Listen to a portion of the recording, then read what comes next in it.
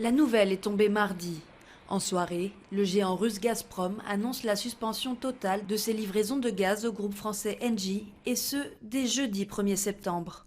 En cause, le non-paiement par ce dernier de l'intégralité des livraisons effectuées au mois de juillet.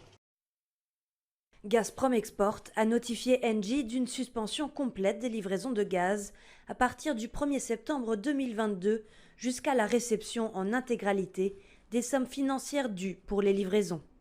Déjà fortement réduit depuis le début de la guerre en Ukraine, fin février, les volumes de gaz russe livrés par l'entreprise russe à Engie représentaient un peu moins de 4% du total de ses approvisionnements, soit 1,5 TWh avant la coupure. Un scénario qui avait été anticipé par le groupe français. Dès juillet, Engie disait avoir largement réduit sa dépendance au gaz russe.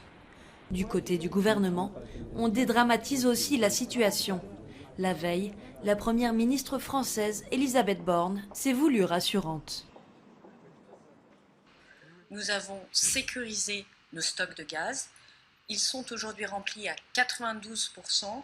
Nous pouvons donc dire que nous sommes désormais quasiment à l'objectif avec 2 mois d'avance.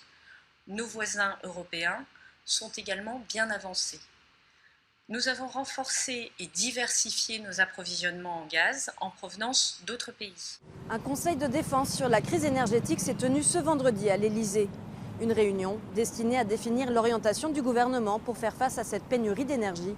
L'exécutif a promis que la solidarité européenne serait renforcée avec une augmentation des échanges d'électricité et de gaz avec l'Espagne et l'Allemagne. Mais pour passer l'hiver, le gouvernement mise avant tout sur la sobriété. L'objectif, réduire de 10% notre consommation d'énergie. Et pour cela, il en appelle à la mobilisation générale des Français.